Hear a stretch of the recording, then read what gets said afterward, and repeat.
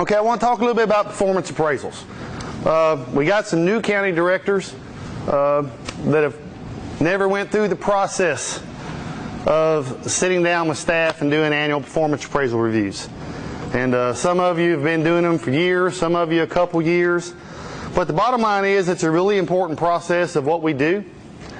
And I think the goal of today is to assess what you think your score is. If you were back in school, and you were a freshman in college and you were taking Performance Appraisal Interview 101 right now, if you took the test, what would your score be? Would you get an A, B, a C? I want you to think about that, and hopefully let's go through talking about this for an hour or so, and then hopefully your grade would improve if you took that test again. I guess that's my goal. I hear a lot of people say all the time, you know, I just really dread doing performance appraisals. And if that's the case, if performance appraisal is just a really negative, really scary thing, then maybe we're doing it wrong. And maybe we got a wrong approach to it, because it shouldn't be. I think that, you know, I've never dreaded sitting down with Dr. Cross and doing my performance appraisal, because to me, I want to be a better regional director next year than I was this year. If I lose that, then I'm in a state of complacency, and you know, I'm done growing as a professional. I never want to be there. I don't think anybody does. So I look forward to going through performance appraisal and talking about things I can do better, talk about things that, you know, look at my strengths and play to those strengths, minimize my weaknesses.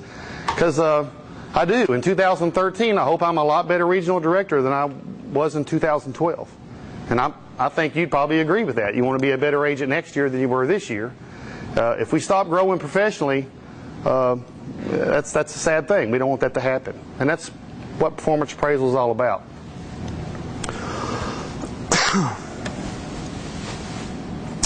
What's the objectives of performance appraisal? If you could really list the objectives, I think we want to assess performance and improve performance. The goal of performance appraisal interview, when you sit down with staff and do performance appraisal, or my goal when I sit down and do performance appraisal with you, is let's talk about things that can make you a better county agent next year than you were this year. And that's the approach you need to take with it. It's not, you know, the goal of performance appraisal is not to whack somebody over the head. It's to improve performance and make us all grow professionally. I think it's also about making sure we have a professional development plan. It's good, it's easy to say, I'm going to be better next year than I was this year. Well, you better have some goals and some plans to help make that happen. How many times y'all sit down with me in performance appraisal and I said, where are the goals? How come we don't have goals in here? Because if you hadn't developed goals with your staff, you don't have a plan for getting better. You're just hoping it's going to happen. So that's what those goals are in there for, and they're really, really important. Okay, we're going to watch a little video.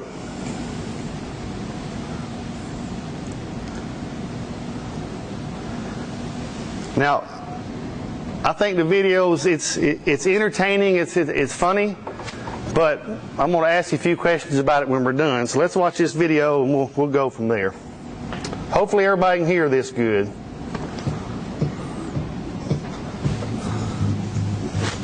This year your performance was good, excellent, and outstanding. So your rating is average. What? How come average? Because you lack domain knowledge. But last year you said I am a domain expert and you put me in this project as a domain. Hold on, I'm going to rewind this where the sound is up on it like it should be. This year your performance was good, excellent, and outstanding. So your rating is average. What? How come average? Because you lack domain knowledge. But last year you said I am a domain expert and you put me in this project as a domain consultant. Well, in that case, I think your domain knowledge has eroded this year. What? Yes, I didn't see you sharing knowledge on purchasing domain. Why would I? Because I am not in purchasing. I am in manufacturing. This is what I don't like about you. You give excuse for everything. Next, you need to improve your communication skills. Like what? I am the one who trained the team on business communication. You sat in the audience and took notes. You remember? Right. I mean, you need to improve your social pragmatic affirmative communication. What the hell is that? See, that's why you need to learn about it. Next, you need to sharpen your recruiting skills. All the guys you recruited left within 2 months. Well, not my mistake. You told them you will sit beside them and review their code personally, and most resigned the next day itself. A couple of them even attempted suicide. Anyway, I tried to give you a better rating, but our normalization process gave you only average. Last year that process gave me excellent. This year just average. Why is this process pushing me up and down every year? That's a complicated process. You don't want to hear. I'll try to understand. Go ahead. Well, we managers gather in a large room, write down the names of subordinates in small bits of paper and throw them up in the air. Whichever lands on the floor gets average. Whichever lands on table gets good. Whichever we manage to catch gets excellent.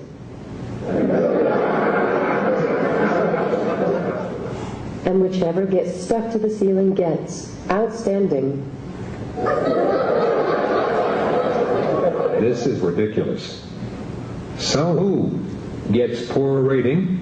Good question. Those are the ones we forget to write down. What the? And how can paper bits stick to the ceiling for outstanding? Oh no. Now you have started questioning our 20-year-old organizational process.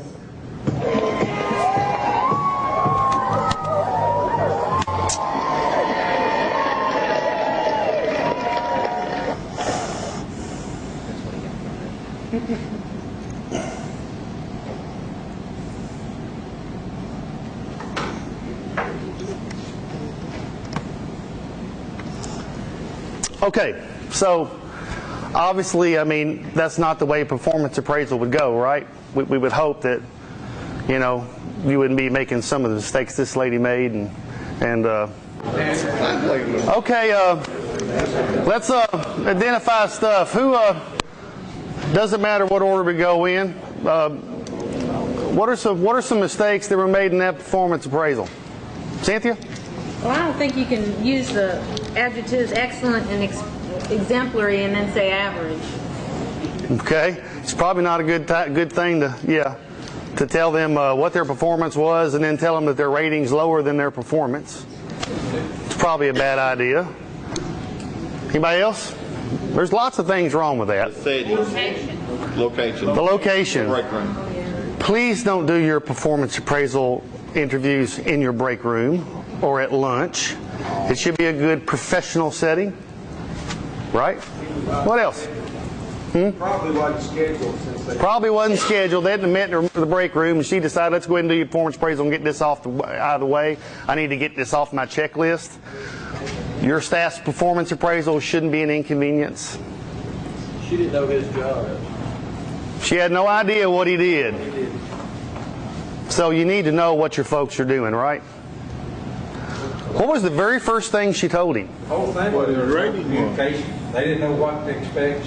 She didn't tell them what they were supposed to, the job expectations were. The very first thing she did was tell him his score. Yeah. So she'd already made up her mind what his score was before they ever did the interview. Hopefully we talk about performance, assess what's been accomplished, how good of a year somebody had, and hopefully we haven't made up our mind what our score is before we get in there. What else? Didn't look at last year's at all. Didn't look at last year's, didn't look at what the goals from last year were. Did you get those accomplished? Was there any no official form, no process? What else? We talked about the fact that she said you're questioning her 20-year, Standard. So, like, things have never changed, That Yeah. that is the way it's been done. Would you say she was a little defensive? That's how he just got fired after that. Yeah. He couldn't defend himself. There was nothing that he was going to say to change her mind. And it was all random chance. She explained that you didn't have a chance based on performance. It just changed. Yeah.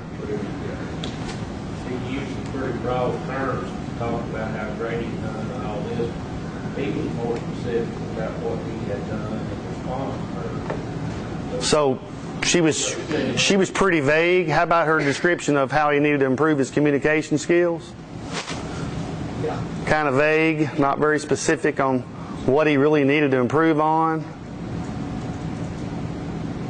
Do you feel like she was a good listener?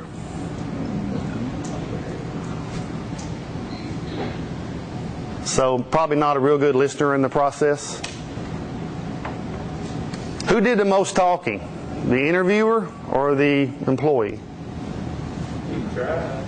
He tried, but he couldn't hardly get in a word, could he? Okay, who needs to be doing most of the talking during a performance appraisal interview?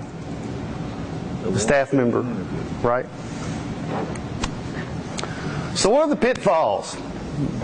What can really go wrong in performance appraisal? A lot of the things we just talked about. If we're defensive, if we feel like we're having to defend our score and defend our appraisal, it's probably not going to be a good process. Remember, the goal of appraisal is to develop a plan to be better next year than we were this year. So it should be positive, right? You ever hear anybody say, I just dread performance appraisal? If someone in your office is dreading performance appraisal, then maybe we're not focusing on the positive and focusing on the strengths of that individual and helping them become better. Maybe we're harping on everything they did wrong. Okay?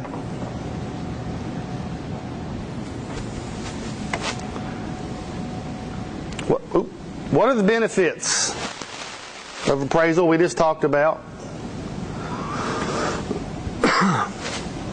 Obviously, benefits of appraisal, if you do it right, everybody's got a plan to be better next year than they were this year. You've got a plan to help that employee become better as well. You've got to be a part of that. As their leader and their county director, it's part of your responsibility to help staff grow and be a part of that process. Anytime you ask an employee to improve on something, your next question should be, what's my role in that? How can I help you get that done? I'll always be a part of the improvement process as well as their leader.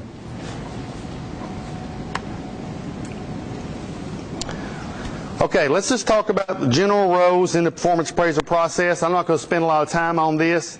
I just think it's more review. But the staff member needs to complete their annual plan, make revisions to that based on input from program leaders. Y'all know that process. We're getting ready to go through it. Complete your impact statements. Put in your documentation. Develop and enter your goals. And then develop your professional development plan. Does everybody know where your professional development plan is? Does anybody know where their professional development plan is? Super profile. It's in Super, right? Okay. If you click on Profile, if you click on Appraisal, down the bottom, if you click on your profile, down in the bottom, there's a place for your job description. There's a little box down the bottom left-hand corner.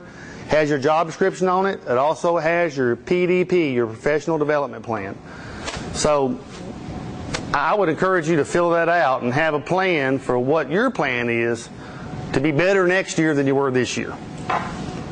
And be a role model on that. Can't expect your staff to do it if you're not doing it. Okay?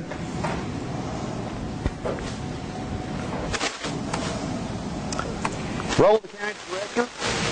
Give input on that annual plan. Be part of the process of helping them develop their priorities and what's important to them in their work that year. Review the documents and the goals. Conduct their performance appraisal interview. Complete their rating. Notice how completing their rating isn't before, it's after you conduct the interview. And then create any supporting documentation if you have an exemplary or unsatisfactory agent. Okay? Everybody clear on county director's role? Yes, John? The annual plan that you're referring to is the one that they completed last year. Yes. You're getting ready to do your 2013 annual plan that you will implement in 2013. Right.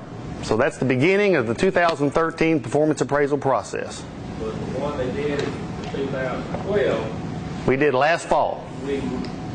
That we read and gave input on then. Right. But then we bring it up, and that's what we're looking at. And my point is that the plan that they're going to be doing at about the same time we're doing it.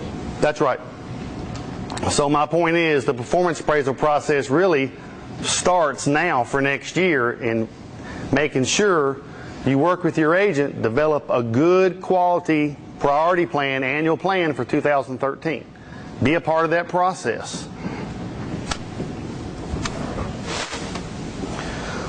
Obviously for me, I'll work with you. This is program leaders, obviously, to work with county directors to strengthen plans. They evaluate the plans for performance appraisal and then give me some input on the other sections as well. And in my role, we finalize scores, conduct the appraisal for county directors, and then I'll submit the documentation for exemplary or unsatisfactory work. Then I collect all the staff signature pages, send them to Knoxville. Y'all feel like this cartoon every now and then, you work like machines? Machines depreciate. Just kidding. Is everybody comfortable with the process? You understand it? You understand what your role is?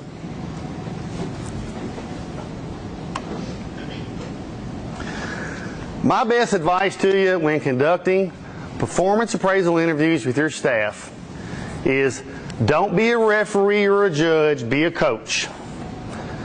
Most of you have experience that should give you the knowledge you need to coach your staff and help them make good decisions, help them make sure they're doing a good program, evaluating that program, showing the impact from their program, and help them through that process. When you're doing performance appraisal, please be a coach with your staff and not a judge. That means you're not going to focus on the negative. You're not going to focus on everything they've done wrong for the last 3 years. Instead, you're going to focus on what their strengths are, what their future goals can be, and help them set those goals to make sure they're improving as an employee. So during that performance appraisal process and that interview, there's some things you really need to get accomplished in that 30 to 45 minute interview session you do with an employee. Identify any problem areas. Ask the agent to identify, what are problems you're running into over the past year? What are you having a tough time with? Identify those problems. Generate solutions together. Help them generate solutions. Help them set goals that'll generate the solutions. Make sure you set attainable goals. If someone doesn't have any kind of livestock project and one of your goals is to develop a livestock project, a goal probably wouldn't be to have the best livestock program in the state. They're probably not going to build that in 1 year from nothing. That takes time. So make sure you're setting attainable goals. Give feedback regularly. If you're having a problem, if you've got an employee that can't get to work on time, you got a secretary that just can't seem to get to work on time, don't ignore it all year and then bang her in her performance appraisal for not being on time. Constant feedback. Make sure, nobody should have a bad performance appraisal and it be a surprise to them. They ought to know there's a problem ahead of time. So give them feedback. You know, if your employees, if they do a really good job on something, they had a real successful meeting, they had a successful, you know, judging contest, you know, make sure you're telling them the things they're doing good too. It's really, really important. For every one thing you're going to criticize somebody on, you need to cheerlead them at least 10 times on what they're doing right.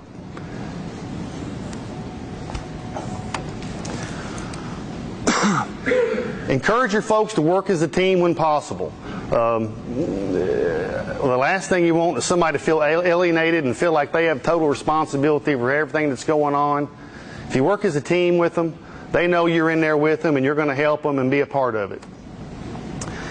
And celebrate achievements always. Please don't forget to do that. The last thing an agent wants to feel like is their county director notices everything they've done wrong, but I don't think they realized A, B, and C that I really did a good job with this year.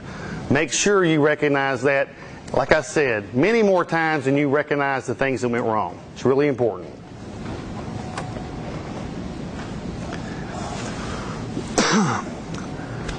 I got an E last year, so I really don't need to set goals, and I don't need to worry about this. I'm already an E. Got anybody you think might feel this way? I've been working, I'm doing a great job, I'm just moving right on. I disagree with that. You don't have to be sick to get better. Everyone should have a plan to be better next year than they were this year.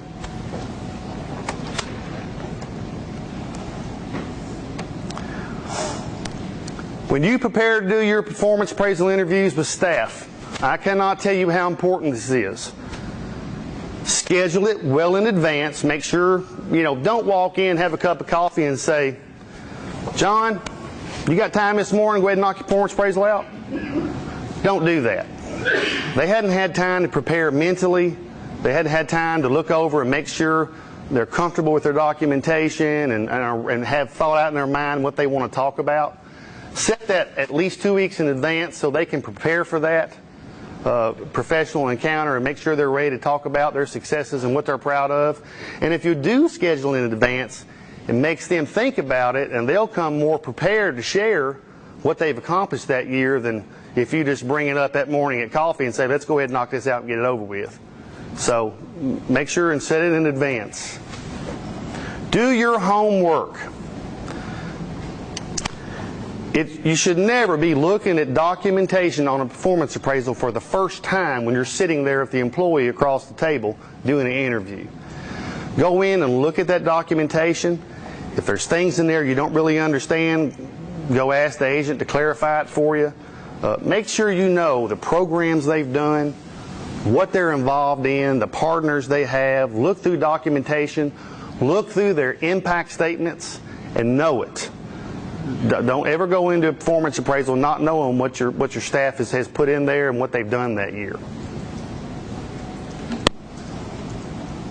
How many of you look at the goals from last year? Because those are critical. Go into last year's performance appraisal document and look at the goals they set. Those goals are the things they said they wanted to do and accomplish this year. So we need to be looking at last year's goals and saying, you know, you said you wanted to get a livestock project group started, and you said that you wanted to, you know, enroll more honor club members. How you doing on that? You know, it's a great way to start conversations and help facilitate conversations about programs is going back to those goals from last year. So please do that. That's very critical. Know the guidelines and know the appraisal standards. The rubric is in there for you to look at under help. If you go into appraisal and click help, the rubrics are there. You can look at them, be familiar with them. So if an agent, you know, if you get done, an agent says, well, you know, I really feel like I couldn't have done any better at marketing my programs this year. Why did you give me an A in marketing? We'll go back and, you know, refer to the rubric and talk about it. And try to clarify it that way.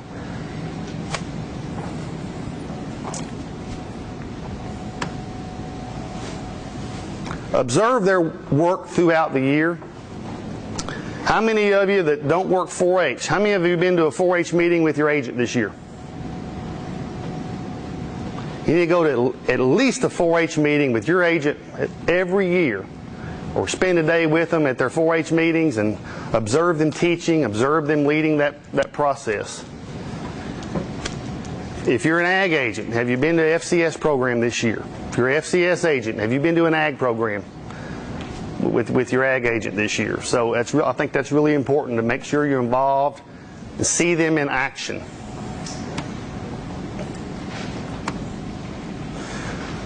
When you're sitting in your interviews with your staff, don't do it in your office. You're behind your desk in a position of power, and they're on the other side of your desk. Don't do it in their office. Get a professional conference room where you can sit down at a table at a neutral site and discuss your programs. Do concentrate on objective work-related facts and behaviors. Don't talk in generalities or dance around issues. Okay? Just like the lady in the video. If you want somebody to improve communication skills, don't put it in a way they have no idea what you're talking about. Tell them exactly what we're talking about and what we need to address. Do talk about policy and specific things about policy violations. Don't focus on the past. Identify problems and identify how we're going to correct them in the future. Let's not harp on the mistakes we've made in the past, but how we're going to fix them. Do work to fix problems. Don't play the blame game. I really wish we could work on a way to, to get to work on time. If you say that to your support staff. Well, it's not my fault. I have health issues that won't allow me to wake up in the morning. Don't play the blame game, okay? You have an expectation for behavior. It's the employee's responsibility to correct behavior, okay? So don't play the blame game. Our goal is to change behavior if we have a problem. We're not trying to change the person. They're not going to become more like you. They may do things differently than you. What we want is to change behavior so we're getting the results we want. Even though they're going to do it a little different than you might do it.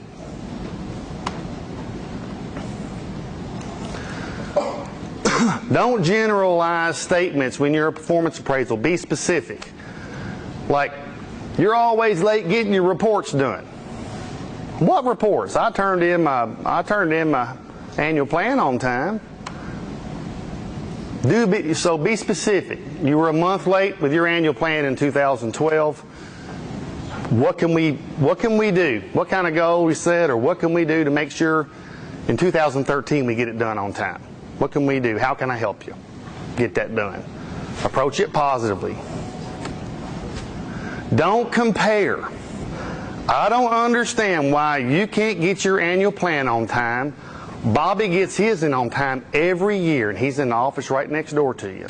Don't compare. That's only going to lead to confrontation. Be specific when you set goals. I love when I see goals that say, my goal is to attend more in-service training in 2013. You could attend more in-service. That has absolutely nothing to do with your priorities. So be specific on goals. It should be something they could read, or you can read and say, I know exactly what they plan to do, and I can assess whether they got it done or not.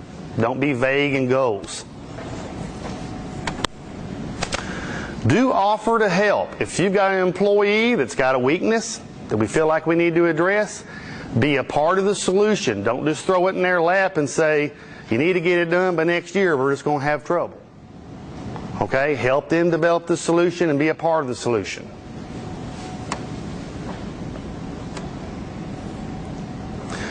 Do be a good listener. I cannot explain how important that is. The lady in the video, she wasn't being a very good listener. Okay? She didn't listen much to what he had to say, and as soon as an employee gets the feeling that you've already got your own agenda, and you're not interested in listening to what they have to say, it's probably not going to be a positive experience for either one of you. Don't interrupt If someone's telling you about a program they're really proud of, let them tell you about it. Okay, if you've got a performance appraisal and you've scheduled 30 minutes for it and it's already been 35, don't start looking at your watch. Don't cut them off. This is a really important thing you're doing. If you go over, it's okay. Okay? Do use open-ended questions. Don't ask them yes and no questions. Ask them questions to make sure they're communicating with you and telling you about their program. Don't tell them how you used to do it. Everybody has their own way for doing things. And there's probably 24 ways to do anything right. So let folks work in their own style.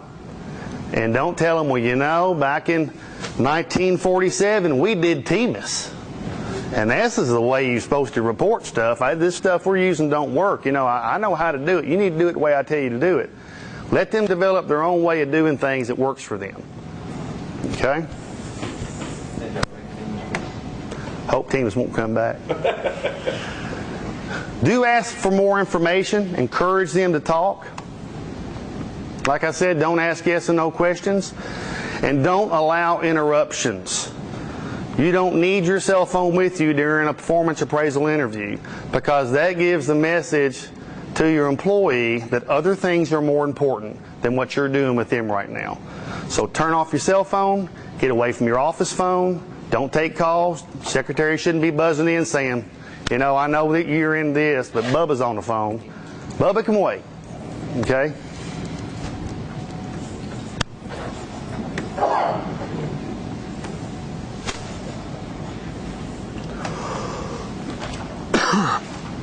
If you have to criticize an employee for behavior, remember we're trying to correct behavior.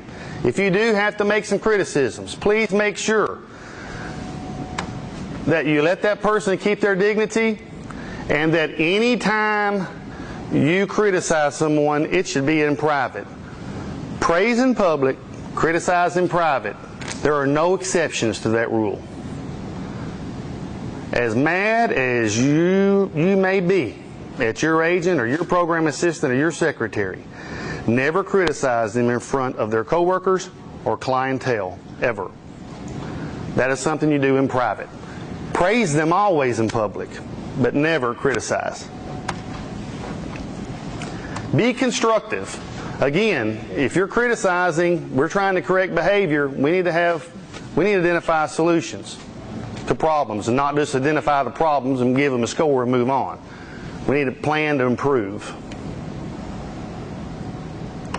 Avoid those one-time-a-year broadsides. Again, if you've got issues, you need to be talking about them on a regular basis, helping them move along in the process. Avoid personal bias. There are things you're passionate about. They're not more important than the thing your agent's passionate about. Okay? So don't let your personal bias affect your appraisal of whether someone's got their priorities right or they're doing a good job on something.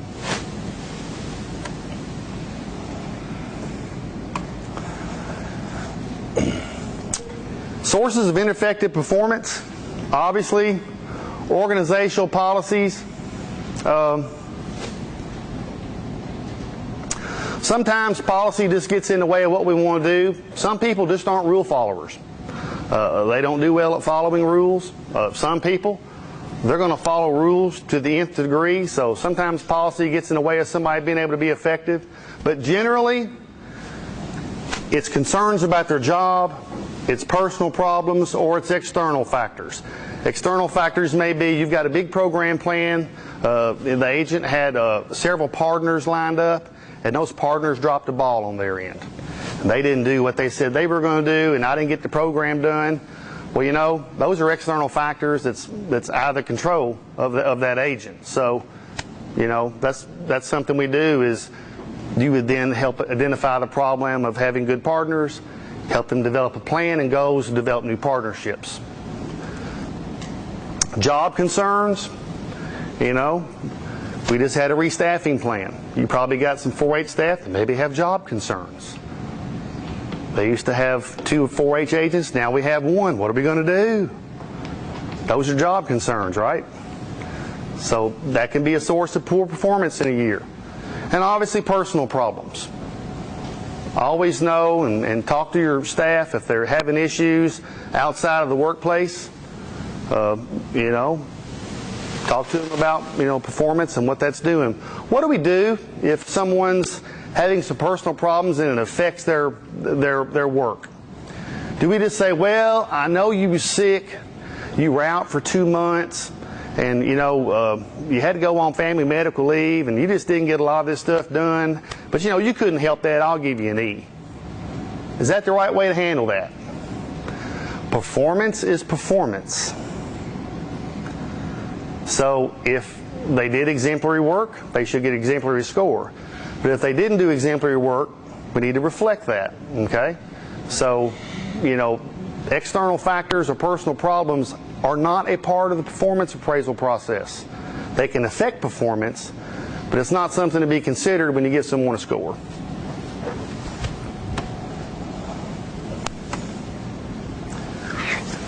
Ten top reasons performance appraisal interviews are a failing process. Number 10, county director uses unclear, vague language. We're not clear, we're not specific. So the employee comes out of there saying, yeah, I know he told me I'm a poor communicator, but I don't have a clue how to fix it. You know, he never really told me exactly what he was talking about. Poor discussion of employee development. If you're doing most of the talking, if you're doing more talking than the employee that's in the interview, probably not gonna do a good job of employee development and setting goals. Lack of resources available for the staff member. Make sure they have what they need to be awesome. As their leader, if there's resources they don't have, make sure they, you know, get it for them. You know, ask them what they need to reach their goals, and if it's something you need to get for them, get it for them. You know, if you're having difficulty with it, call me. I'll try to help you with the process as well. Lack of ongoing performance feedback. You should be talking with your agents and your program assistants and your administrative support staff all year long about what's going good and what's going bad. It should be an ongoing process. Sometimes, if you're having a bad year, your agent, you know, it could sometimes affect the score your agent's getting, even though they be having an awesome year. So don't let your own performance, or don't let your own problems affect your staff's, okay?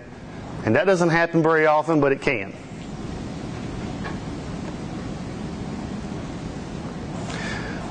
Make sure and be honest and sincere during your evaluation. You know, you're not doing an employee any favor by avoiding conflict by saying, oh, you're fine in that, when in your mind you believe that's an area where we probably have some problems and need to identify some solutions. Be honest, constructive, but honest when you do performance appraisal. Make sure you're prepared. An unprepared county director cannot do a good performance appraisal interview with your staff. Make sure that you value the process. I've heard people say, I hate doing performance appraisals. You know, I can't stand sitting down with staff and going through this. Can't we, you know, do we have to do this? Why don't we do this every third year instead of every year? Okay? Your staff need to know you value it, and that if you look at it as an opportunity to get better every year, then it's easy to value. So have that attitude about it. Your attitude is going to bleed over into their attitude. Make sure you have clear standards about performance. That's why we handed out the 4-H sheet today, because we kind of felt like we didn't have real clear standards on what we thought you know, a 4-H program ought to be doing, you know, the direction ought to be moving. So make sure your staff knows your expectations. That's really important. Have y'all sat down with your staff and talked about expectations? What your view of, you know, a really good program would be? Make sure they know that and know your expectations. And make sure that you know what your folks are doing. Don't be in the dark.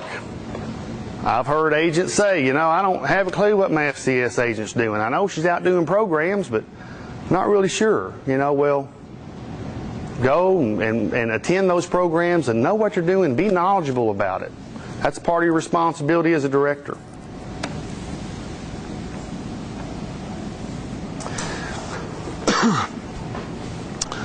So what is your score on performance appraisal? Part of, I think, being a good county director, like I said, is you want to be better next year this year.